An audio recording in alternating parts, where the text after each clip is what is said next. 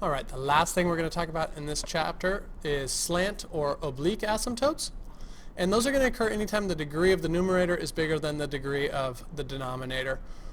Alright, and so that has to be exactly one more. We'll only get it if the numerator's degree is exactly one more than the denominator's degree. Alright, so we have this graph, they've factored it out here, and we see this diagonal asymptote cutting through right here. Alright, so let's take a look at what we have. To find the equation of a slant asymptote, use long division, and whatever we come up with, x minus 2 without the remainder.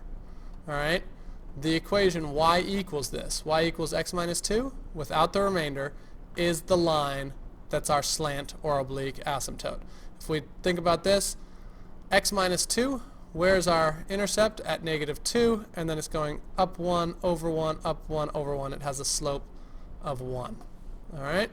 So let's go ahead and see if we can do this for our example, and then you'll try one on your own to wrap things up. Alright, so let's sketch this whole thing. We're going to factor the numerator, x minus 2 and x plus 1 over x minus 1. Nothing to cancel here. We'll go ahead, and we know that we have intercepts at 2 and at negative 1. And we do have a vertical asymptote at positive 1 from our denominator. And if we look at our degrees here, 2 is 1 bigger than 1, so we're going to have a slant asymptote. Let's figure out where that's going to be. So we're going to say x minus 1 into x squared minus x minus 2. We need to see what we get. It's going to divide x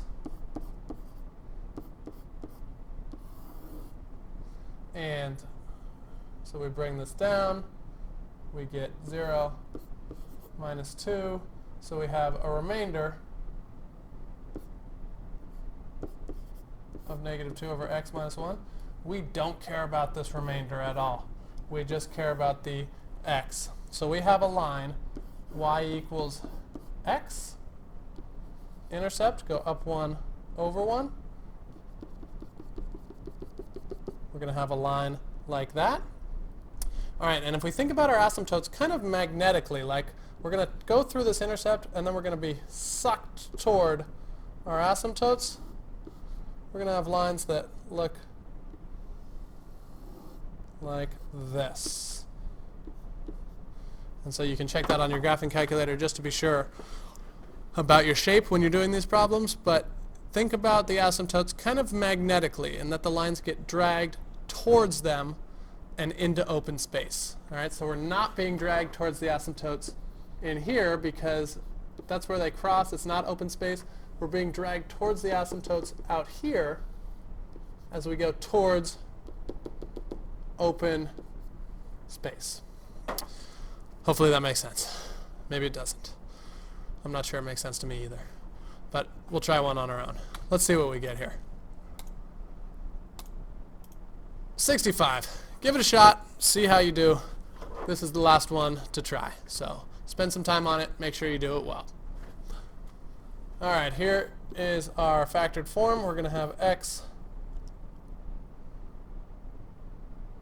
Let's see. Can we factor this one? Nope. That's not going to work, so we're not going to be able to factor this thing evenly. So we'll go straight to our asymptotes. We'll say x equals 1. Like that. And so we have to do our long division here. We've got x minus 1. And you know what? Let's use synthetic instead.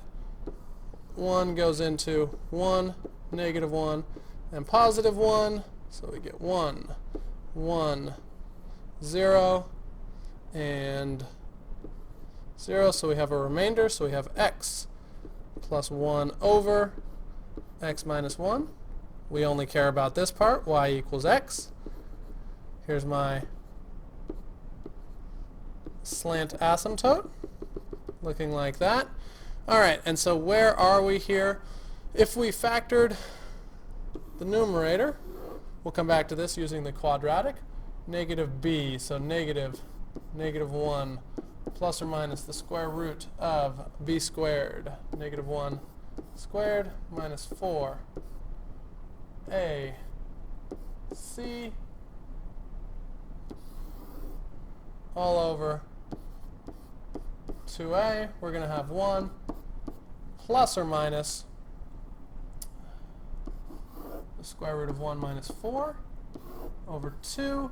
And so if we look at this right away, we're going to have square root of a negative. We're not going to have any real intercepts. There's no intercepts. So where would this graph have to be if we're never going to cross the x-axis? If you guessed up in here, you are very smart. Because that would allow us to be magnetically pulled towards the asymptotes as we go into space, but never have to cross the x-axis. All right, we will see you in class next time.